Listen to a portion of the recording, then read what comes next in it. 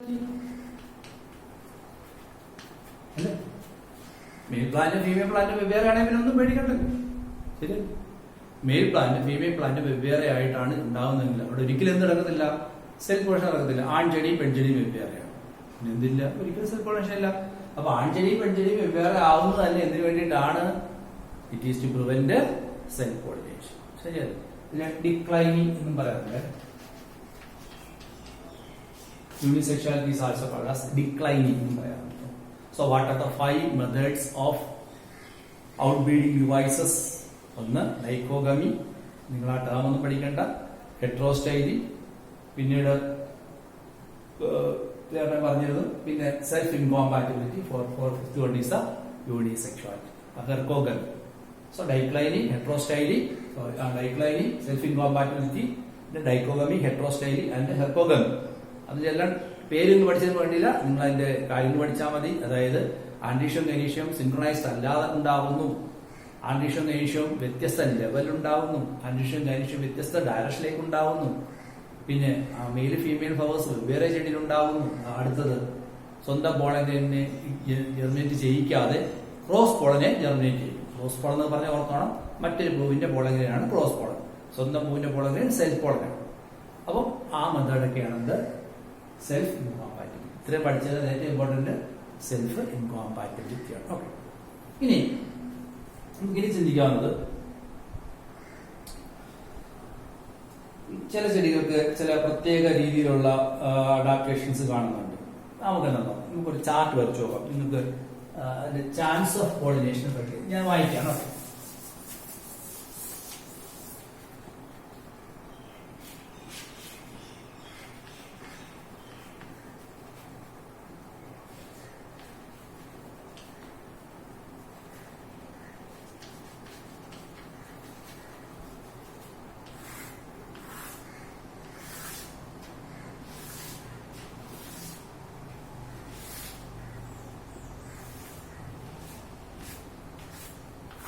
നമുക്ക് 3 തരം ചെടികളെ കാണാൻ കഴിയും. ഓക്കെ, ഇവിടെ യൂണിസെക്ഷൽ പ്ലാന്റ് ആണ്.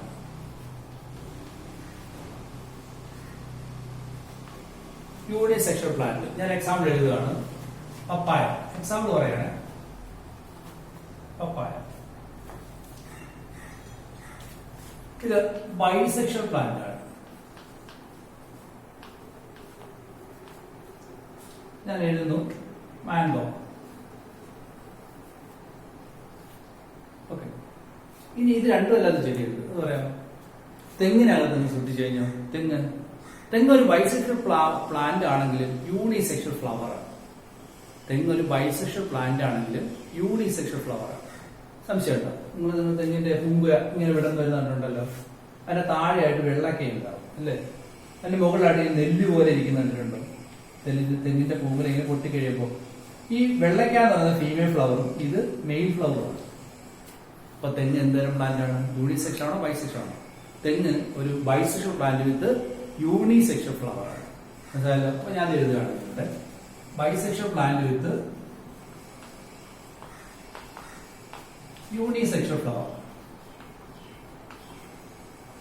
അതിന് 3-4 എക്സാമ്പിൾ പുസ്തകത്തിലുണ്ട്. കോക്കനട്ട്,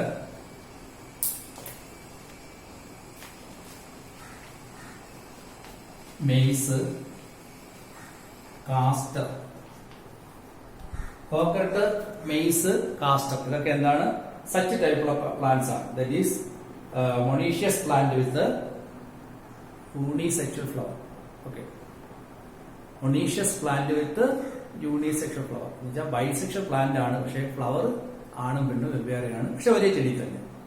മനസ്സിലായല്ലോ? ഇനി എന്റെ ചോദ്യം, ഇതിനകത്ത് ഇത്തരം ചെടികൾക്കകത്ത് ഇത്തരത്തിലുള്ള ഈ മെത്തേഡ് ഓട്ടോഗമി, ഗീനോഗമി, അലോഗമി എന്നിവ നടക്കാനുള്ള സാധ്യത ഏതൊക്കെയാണ്? ഞാൻ ഇങ്ങനെയുള്ള ചിഹ്നം കൊണ്ട് ഇട്ടാൽ മതി. ഇങ്ങനെയുള്ള ചിഹ്നം നടക്കുമോ നടക്കത്തില്ല? ഓക്കെ, ഞാൻ തന്നെ പറയാം. ഇത് യൂണിസെക്ഷൽ പ്ലാന്റ് ആണ്. അതിനകത്ത് ഒരിക്കലും എന്ത് നടക്കത്തില്ല? ഓട്ടോഗമി നടക്കത്തില്ല. കാരണം എന്താ? ഒരു പൂവിനകത്ത് എന്താ ഉള്ളൂ? മെയിൽ അല്ലെങ്കിൽ ഫീമെയിൽ മാത്രം. ഗീനോഗമി നടക്കുമോ? ഇല്ല. എന്താ? മെയിൽ ഫ്ലവർ മാത്രമേ ഉള്ളൂ. So there is no chance of geitonogamy. പക്ഷെ അലോഗമിയോ ഉണ്ട്, അതേ നടക്കത്തുള്ളൂ അല്ലേ? So there is a chance of full allogamy. ശരിയല്ലേ? യൂണി സെക്ഷൽ പ്ലാന്റ് പപ്പായും ഓർത്തോളൂ. ആൺപെൺ വെവ്വേറെയാണ്. സ്വയം ഓട്ടോഗമി നടക്കത്തില്ല, ഗീറ്റോഗമി നടക്കില്ല, പക്ഷെ അലോഗമി നടക്കും. ശരിയല്ലേ? ഇവിടെ ആണെങ്കിലോ ബൈസെക്ഷൽ പ്ലാന്റ് ആണ്. അപ്പൊ സ്വന്തം പൂവിന്റെ പോളഗ്രി ആയി തന്നെ ഒന്ന് വീഴാനുള്ള സാധ്യത കൂടുതലാണ്. നടക്കും അല്ലേ? ഗീറ്റോഗമിയോ ഇപ്പൊ 2 പൂ ഉണ്ടെങ്കിൽ ചിലപ്പോൾ 1 പൂ ഉണ്ടോന്ന് വെച്ചാൽ പറയാം. പക്ഷെ മാംഗോയ്ക്ക് അത് ഒരുപാട് പൂ ഉണ്ടാവുന്നുണ്ടല്ലോ. അങ്ങനെയാണെങ്കിൽ ഗീറ്റോഗമിയോ അലോഗമിയോ നടക്കാം. മറ്റൊരു പൂവിനൊന്നും വന്ന് വീഴാനുള്ള സാധ്യത അല്ലേ? പോസിബിൾ. ഇവിടെ ഒരു കണ്ടീഷൻ പറയണം. ഒരു ചെടിയിൽ 1 പൂവല്ല, ഒന്നും കൂടുതൽ പൂ ഉണ്ടെങ്കിലേ നടക്കത്തുള്ളൂ. ഓക്കെ. അതുപോലെ ഒന്നും കൂടുതൽ ചെടികളുണ്ടെങ്കിൽ, ചെടി ഒന്നല്ല, മാംഗോ എന്ന് പറഞ്ഞു കഴിഞ്ഞാൽ വേറൊരു മാവും കൂടെ അവിടെ വേണം. കണ്ടീഷൻ ഓർത്തുണ്ട് കേട്ടോ, അവിടെ മാവും കൂടെ വേണം. ഇതിനകത്ത് നമുക്ക് 100% ഉറപ്പാണല്ലേ? എന്താണിത്? ഓട്ടോഗമി നടക്കത്തില്ല, ഗീറ്റോഗമി നടക്കത്തില്ല, അലോഗമി 100% ഉറപ്പാണ്. ഇവിടെ കുറെ മരങ്ങൾ നിൽക്കുന്നതായിട്ട് വേണം സങ്കല്പിക്കും കേട്ടോ. എങ്കിലും ഇത് ഞാൻ പറഞ്ഞത് ശരിയാക്കുള്ളൂ. ഒരു മരം ഉള്ളതെന്നുണ്ടെങ്കിൽ ഇതൊരിക്കലും നടക്കത്തില്ല. ശരിയല്ലേ? ഒരു മാവ് ഒരു നാട്ടിലുള്ളൂ, ഇതില്ലല്ലോ. അപ്പൊ നിങ്ങൾ അങ്ങനെയാണ് സങ്കല്പിച്ചത്. ഇത് ബൈസെക്ഷൽ പ്ലാന്റ് യൂണിസെക്ഷൽ ഫ്ലവർ ആണെങ്കിൽ എന്താണ്? ഓട്ടോഗമി നടക്കുമോ? ഇല്ല. കാരണം എന്താ? മെയില് ഫീമെയില് സെപ്പറേറ്റാ, നടക്കത്തില്ല. ഗീറ്റോഗമി നടക്കുമോ? നടക്കും. കാരണം 2 ഫ്ലവർ ഉണ്ടല്ലോ, മെയിൽ ഇവിടെ ഉണ്ടല്ലോ, ഒന്ന് വീഴാൻ സാധ്യത ഉണ്ട്. സോ ഗീറ്റോഗമി. ഓക്കെ. അലോഗമിയോ 2 മരം ഉണ്ടെങ്കിൽ കണ്ടീഷനാണ് കേട്ടോ. 2 മരം ഉണ്ടെങ്കിൽ നടക്കാം, ആണെങ്കിൽ നടക്കത്തില്ല അല്ലേ? അപ്പം ചോദിക്കുന്ന പരീക്ഷ ഇതായിരിക്കും. Some plant are bisexual plant with the unisexual flower, which are the following is having the chance to occur and not occur.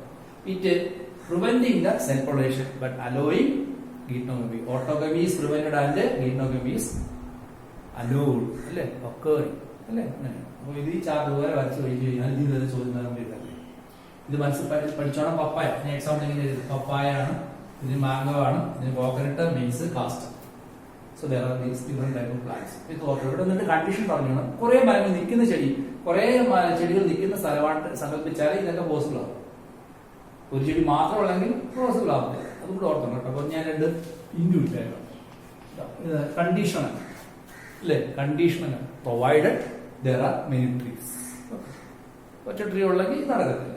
Provided there are many trees. പപ്പായൊക്കെ ഇവിടെ നമ്മൾ ഒരെണ്ണം അല്ലല്ലോ, 2 പപ്പായ കൺസിഡർ ചെയ്യുന്നുണ്ടല്ലോ. അതുകൊണ്ടല്ലേ ഇവിടെ നമ്മൾ അലോഗമി നടക്കുന്നത് അല്ലേ? അങ്ങനെ ചിന്തിച്ചാൽ ഈസിയാണല്ലോ. ഓക്കെ. മായ്ക്കാണ് ചാർട്ട് വരച്ചോണേ. ഇവിടെ എഴുതി കാണും പപ്പായ, മാംഗോ, ദിസ് കോക്കനട്ട്, മീസ്, കാസ്റ്റ്. അത് ഓർക്കണം.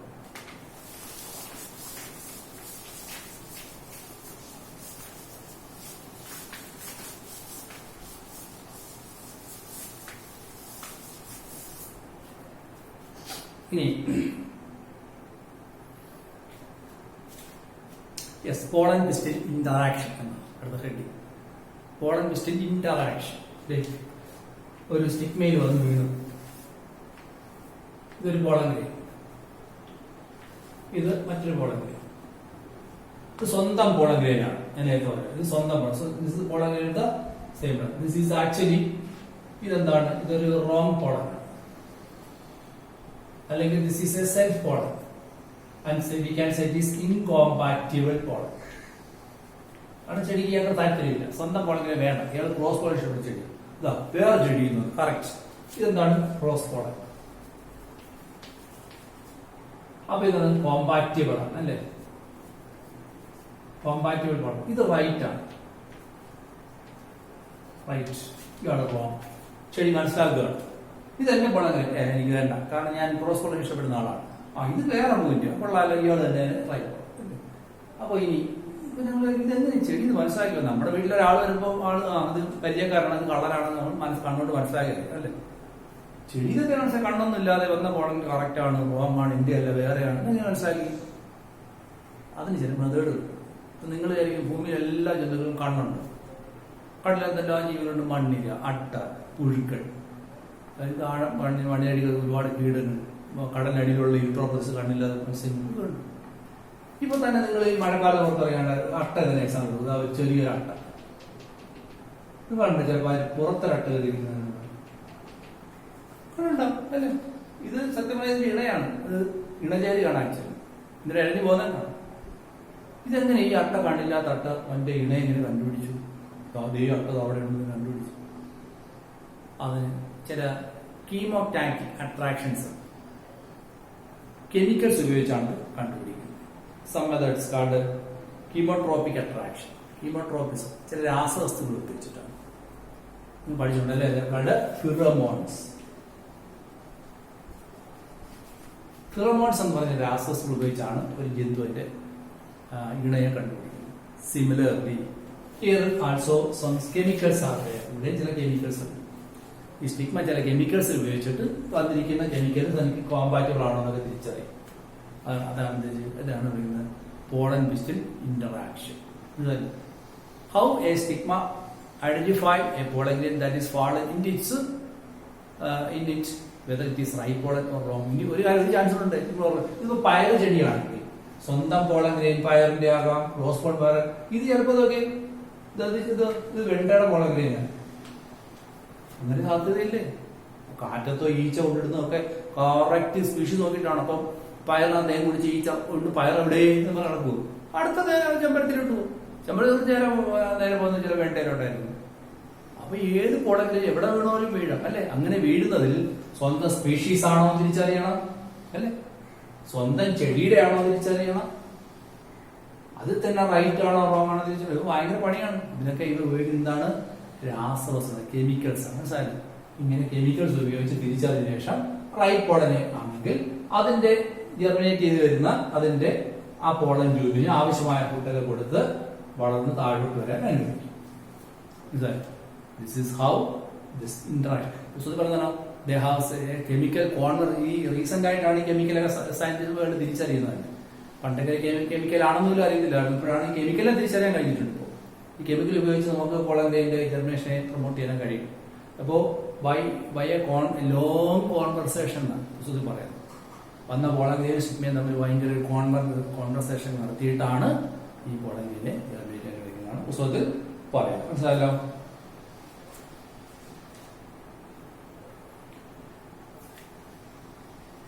ഓക്കെ. ഇങ്ങനെ ജെർമിനേറ്റ് ചെയ്ത് ഈ പോളൻ ഗ്രെയിൻ താഴോട്ട് പോകും. അപ്പൊ നിങ്ങൾ പഠിച്ചിട്ടുണ്ട് പോളൻ ഗ്രെയിനകത്ത് 2 സെല്ലൊക്കെ ഉണ്ട്. ഏതാണ്? 2 മെയിൽ ഗാമേറ്റ്സ് അല്ലേ? 2 സെല്ല് പോളൻ ഗ്രെയിൻ വന്ന് വീഴാം, 3 സെല്ല് പോളൻ ഗ്രെയിൻ വന്ന് വീഴാം. കാലക്കാലം 3 സെല്ലായിരിക്കും വന്ന് വീഴുക. ഇവിടെ 2 സെല്ലാണ്. അപ്പൊ ഇത് തിരിച്ച് താഴ്ത്തു പോകണം. താഴ്ത്തു പോകുമ്പോ ഇത് എങ്ങോട്ട് പോകണം എന്നാണ് തീരുമാനിക്കുന്നത്. അങ്ങനെയൊക്കെ എടുക്കുക. ഇത് താഴ്ത്തു വരുമ്പോ ഞാൻ ഇത് വലുതായിട്ട് വരയ്ക്കാണ്. ഓവറി, ഓവറിക്കകത്ത് ഓവ്യൂൾ, ഓവിളിനകത്ത് എംബ്രിയോ സാക്ക്, എംബ്രിയോ സാക്കിനകത്ത് 3 സെല്ല് ഇവിടെ ഇരിപ്പുണ്ട്.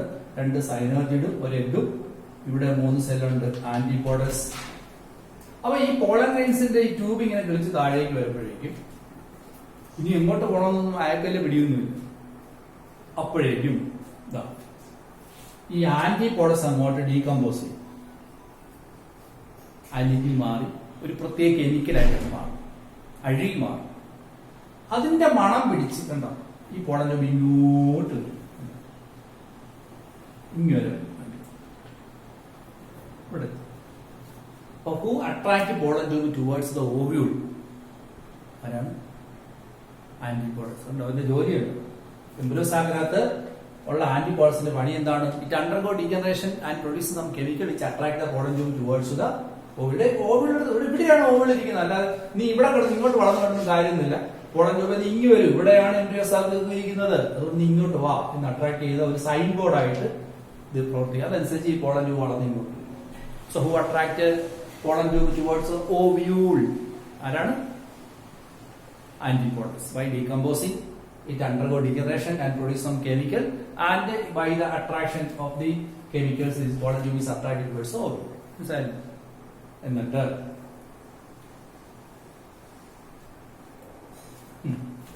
ഇവിടെ വരുമ്പോഴത്തേക്കും ഇതിനൊരു വഴിയിലാണ്. നിങ്ങൾക്കറിയാം ഇവിടെ ഒരു ഓപ്പണിംഗ് ഉണ്ടല്ലോ. അതിന്റെ പേരെന്താണ്? മൈക്രോപൈൽ. ഇവിടെയാണ് അത് കയറേണ്ടത്. ഇവിടെ വരെ വരുമ്പോഴത്തേക്കും ഈ ആ കാര്യത്തിൽ എങ്ങോട്ട് പോകണമെന്ന് പിടിയില്ല. അപ്പോഴാണ് ഇവിടെ എത്തിയിരിക്കുന്നത് സൈനോർജിഡ്.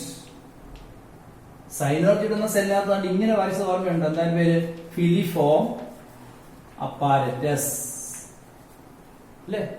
വലുതായിട്ട് ഇങ്ങോട്ട് വരയ്ക്കാം. വരച്ച ഓർമ്മയുണ്ട്. ഇങ്ങനെ 3 ഫിംഗർ ലൈക്ക് പ്രൊജക്ഷൻസ് 2 സെല്ലിനകത്തുണ്ടെന്ന് പറഞ്ഞു. അതിന് പേരാണ് 3 സെല്ലുണ്ട്. ഇത് എഗ്, 2 സൈനോർജിഡ്, ഇത് പോളാർ ന്യൂക്ലിയർ, ഇത് ആന്റിപോഡസ്. ഇതാണ് എംബ്രിയോ സാക്ക്. ഈ സൈനോർജിഡിനകത്ത് എന്തുണ്ട്? ഫിലിഫോം അപ്പാരറ്റസ് എന്ന് പറയുന്ന 2 ഫിംഗർ ലൈക്ക് പ്രൊജക്ഷൻസ് ഉണ്ട്. അയാൾ ഡീകമ്പോസ് ചെയ്ത് ചില കെമിക്കൽസ് ഒക്കെ ഉണ്ടായിട്ട് വിളിക്കുന്നത് ഇങ്ങോട്ട് പോരെ അപ്പോഴത്തേക്ക് കുളം ട്യൂബ് ആ മണം പിടിച്ച് നേരെ ഇങ്ങോട്ട് വരുന്നുണ്ട്. ഇവിടെ വരുമ്പോ മണം എടുത്താൽ ഇങ്ങോട്ട് അടിച്ചാൽ അങ്ങനെ ഈ കുളം ട്യൂബ് വളഞ്ഞ് അകത്തോട്ട് പ്രവേശിച്ചിട്ടുണ്ട്. To attract pollen towards the micropyle end and through which the micropyle, the opening micropyle through which the pollen tube enter into the synergy. Synergy പ്രവേശിക്കുക. All these reactions, starting from the germination of pollen tube and the growth of the pollen tube and entry up to the micropyle and enter into the embryo sac up to the synergid. The all reactions collectively called as pollen pistil interaction. അപ്പൊ എന്തൊക്കെയാണ് pollen pistil interaction ആയിട്ട് വരുന്ന events? ഒന്ന്, identifying the right pollen and wrong pollen. രണ്ട്, providing food and germinating the pollen tube. മൂന്ന്, attracting the pollen tube towards the ovule by antipodals. നാല്, attracting the pollen tube towards the micropyle and to the synergid by filiform apparatus. The whole process is collectively called as pollen pistil interaction. കൊച്ചായാലല്ലേ ഈ നടന്ന events നിങ്ങൾക്ക് അറിയാം. ഇവിടെ pollen tube വീണത് കിളിക്കണം, വളരണം, വലുതാവണം നിങ്ങൾക്ക് അറിയാം. ഇതെല്ലാം പല പല സ്റ്റെപ്പുകളാക്കി ചേർത്ത് വിളിച്ച പേരാണിത് pollen pistil interaction. നടക്കുന്നത് എങ്ങനെയൊക്കെയാണെന്ന് ഇവിടെ കെമിക്കൽ ഉണ്ടാവുന്നു, ഇവിടെ കെമിക്കൽ ഉണ്ടാവുന്നു, ഇവിടെ കെമിക്കൽ ഉണ്ടാവും. All these occurring by the chemotaxic അല്ലെങ്കിൽ chemotrophic activity by the involvement of certain chemicals. Chemicalsന്റെ ഇൻവോൾവ്മെന്റിലാണ് ഇതെല്ലാം നടക്കുന്നത്. മനസ്സിലായി? All these steps are collectively called as pollen pistil interaction. ഇപ്പോ ഇതിന്റെ pollen tube ജെർമിനേറ്റ് ചെയ്ത് എവിടെ വരെ എത്തിക്കഴിഞ്ഞു? ഇതാ ഇവിടെ വന്ന് കിടക്കുന്നുണ്ട്, ഇവിടെ എത്തി. പരീക്ഷ ചോദിച്ചേക്കാം, to which of the cell pollen tube enter through the micropyle? To the egg ആണോ? അല്ല. To the antipods ആണോ? അല്ല. To the central cell ആണോ? അല്ല. To the synergid. അവിടെയാണ് ഫിലിഫോം അപ്പാരസിന്റെ പേര്. അയാളാണ് ഇതിനെ ഇങ്ങോട്ട് വിളിക്കുന്നത്. So what is the function of filiform അപ്പാരസ് എന്ന് പറയുന്നത്? It is used for attracting the pollen tube into the embryo sac. അല്ലേ? എംബ്രിയോ സാക്കിലേക്ക് pollen tube-നെ ഇപ്പൊ ഇങ്ങനെ സംഭവം ഇല്ലെങ്കിൽ pollen tube വിളിച്ചതാ ഇങ്ങോട്ട് ചാടിപ്പോ വഴി തെറ്റി അങ്ങോട്ടങ്ങ് പോകാം, ഇങ്ങോട്ടാണ് പോയിക്കോ. പക്ഷെ അങ്ങനെയല്ല, ഇവിടെ തന്നെ വിളിച്ച് വരുന്നവരാണ് ഈ filiform അപ്പാരസ്. All these processes are collectively called as pollen pistil interaction.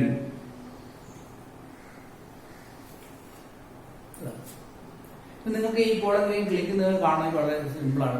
10% solution of sugar solution എടുത്തിട്ട് ഒരു ഷുഗർ സൊല്യൂഷൻ 10% ഷുഗർ സൊല്യൂഷൻ ഉണ്ടാക്കി അതിനകത്ത് pollen grain വാരിയതിനു ശേഷം ഒരു സ്ലൈഡ് എടുക്കുക. സ്ലൈഡ് മൈക്രോസ്കോപ്പ് സ്ലൈഡ്, അതിനകത്ത് ഷുഗർ സൊല്യൂഷൻ pollen grains വാരിയിട്ട് കഴിഞ്ഞാൽ കുറച്ച് ജെർമിനേറ്റ് ചെയ്യും. ഒരു മൈക്രോസ്കോപ്പ് നോക്കി കാണാം. പുസ്തകത്തിൽ 2 ഫോട്ടോ കൊടുത്തിട്ടുണ്ട്. pollen grains ജെർമിനേറ്റ് ചെയ്തു, pollen tube കളക്റ്റീവായിട്ട് പോകുന്നതിന് പടം കൊടുത്തിട്ടുണ്ട്. ഞാൻ എടുത്തിട്ട് പിന്നെ അല്ലാതെ ജെർമിനേഷൻ ഫോട്ടോസ് ഒക്കെ ഞാൻ എടുത്തിട്ട് pollen ജെർമിനേറ്റ് ചെയ്യുന്നത് pollen tube വളർന്നു പോകുന്നതെല്ലാം വീഡിയോസും ഉണ്ട്. അത് ഞാൻ ലിങ്ക് ഇട്ട്. അപ്പൊ അങ്ങനെയൊക്കെ നമുക്ക് കാണാൻ കഴിയും.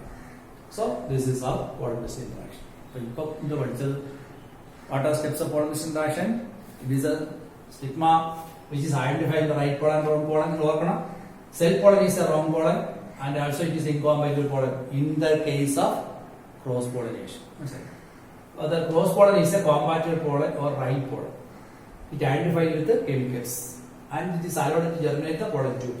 The pollen tube is attracted towards the ovule by antipodals. It is again attracted towards the micropyle by filiform apparatus, and through the micropyle it enters into the embryo sac and reaching up to the synergid. അവിടെ വരെ എത്തുന്ന ഈ പ്രക്രിയ മൊത്തത്തിൽ വിളിക്കുന്ന പേരാണ് pollen pistil interaction. ഇനി ഒരു വായിക്കുകയാണ്, ഇതെല്ലാം നമ്മൾ വരച്ചെടുത്തോ.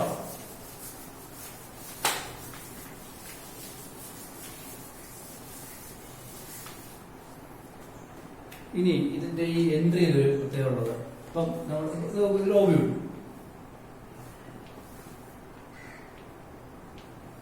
ഇത് ഞാൻ അതിന്റെ ക്രോസ് സെക്ഷൻ വരയ്ക്കുകയല്ല. അപ്പൊ pollen tube വരികയാണ്, പ്രവേശിക്കേണ്ട വഴി ഏതാണ്? കണ്ട കറക്റ്റ് വഴി, അതിലൂടെ തന്നെ പ്രവേശിക്കും. ഇങ്ങനെ പ്രവേശിച്ച് സ്റ്റാർട്ട് പോറോഗമി എന്നാണ്. Entry of pollen tube into the ovule through the micropyle. That's the way. അപ്പൊ നിങ്ങൾ വീട്ടിൽ ചെല്ലുമ്പോൾ നിങ്ങൾ പരിചയമില്ലാത്ത വീടൊക്കെ ആണെങ്കിൽ ചെന്ന് ഗേറ്റ് തുറക്കുന്നു, ആ ഗേറ്റ് മുട്ടും ഓരോ ഗേറ്റ് തുറന്ന് ഫ്രണ്ട് ഡോർ തുറക്കുന്നു, ഡോറിൽ അകത്ത് തുറക്കുന്നു. അതാണ് ശരിയായ വഴി അല്ലേ? എന്നാൽ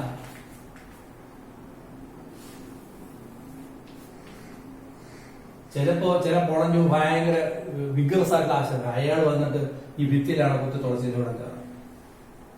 ഇങ്ങനെ കയറി വരുന്നത്. ഇതിലൂടെ പ്രവേശിച്ചത് തൊലി ചലാസം. This called ചലാസോഗമി. നിങ്ങളുടെ അമ്മാവിയുടെ വീട്ടിൽ പോവാണെങ്കിൽ ചിലപ്പോൾ നിങ്ങൾ ഫ്രണ്ട് ഡോറിൽ കയറി അടുക്കള കയറും അല്ലേ, അതുപോലെ നിങ്ങൾ ഭയങ്കര കഴിവുള്ള ആളാണ്. ഇപ്പോൾ ഒരു ഇങ്ങനെ വരാൻ ക്ഷമയൊന്നുമില്ല, ഇടിച്ചും കയറുന്നത്. This called chalazogamy. ചിലപ്പോൾ രോഗികളാണ് ഉടനെ വന്നിട്ട് അതിലൂടെ കയറിക്കണം, ഇതിലൂടെ ചുറ്റുന്നത് അങ്ങനെയും കാണും. മധ്യത്തൂടെ കയറി കാർഡ് മീസോഗമി. ഇത് വളരെ റയറാണ്, പക്ഷെ ചില പൂജകൾ നടക്കാറുണ്ട്. So if the embryo pollen tube through the microphore is called orogamy, if it through the chalaza is called chalasogamy, if the middle part is called mesogamy. Okay, entrance ആണ് ചോദിക്കത്തോളൂ, പുസ്തകത്തിലില്ല, ഓർത്തോ. ഇതൊക്കെ ഒന്ന് വലിച്ചു വെച്ചേക്കണം. പിന്നെ ഈ പടങ്ങളൊക്കെ കാണുമ്പോൾ നിങ്ങൾ എപ്പോഴെങ്കിലും ഓർക്കുക, എൻട്രൻസ് അപ്പോൾ ഓർക്കും.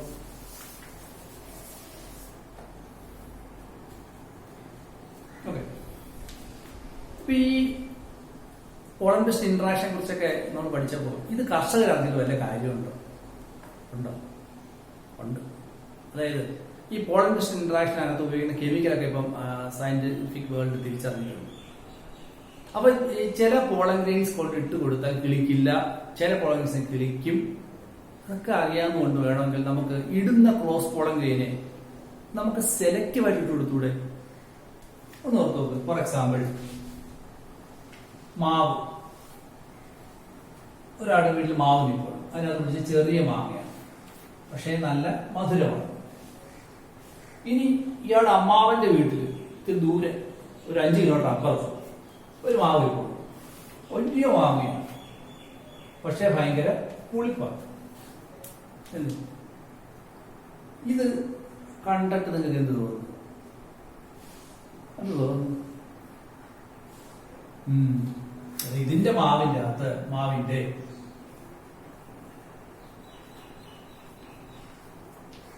സ്റ്റിഗ്മയിൽ ഈ മാവിന്റെ പൂവിന്റെ പോളൻ ഗ്രെയിൻ ഇട്ട് കൊടുത്താൽ എന്ത് നടക്കും? നമുക്ക് കിട്ടാവുന്ന അടുത്ത തലമുറയിൽ ചിലപ്പോൾ നമുക്ക് എന്ത് കിട്ടാം? ഇങ്ങനെ കിട്ടിക്കൂടെ? ഏത്? ഈ മാവിന്റെ വലിപ്പവും ഉളുപ്പായിരുന്നു, നമുക്കത് വേണം. ഈ മാങ്ങ ചെറുതാണ്, പക്ഷെ മധുരമാണ്. അതിന്റെ മധുരം കൂടെ കമ്പൈൻ ചെയ്തുകൊണ്ട് വലിയൊരു മാങ്ങ മധുരം അങ്ങനെയൊന്നും കിട്ടത്തില്ലേ? അങ്ങനെ ഉണ്ടാക്കാൻ ശ്രമിച്ചൂടെ? അതേസമയം ഇത് നാച്ചുറൽ ആയിട്ട് നടക്കട്ടെ എന്ന് വിചാരിച്ചാൽ സാധ്യത പറയും. കാരണം എന്താ? ഈ മാവ് നിങ്ങളുടെ പറമ്പിലും ഇത് നിങ്ങളുടെ അമ്മാവിന്റെ പറമ്പിലുമാണ്. അമ്മാവിന്റെ വീട് 15 കിലോമീറ്റർ അപ്പുറത്താണ്. കാറ്റടിച്ചാൽ പോളങ്കിലൂടെ വീഴാനുള്ള സാധ്യത ഇങ്ങനെയില്ല. പക്ഷെ നിങ്ങൾക്ക് എന്ത് ചെയ്യാൻ കഴിയും? You can collect this pollen grain and dust here. ഇങ്ങനെ ചെയ്യാൻ കഴിയും അല്ലേ?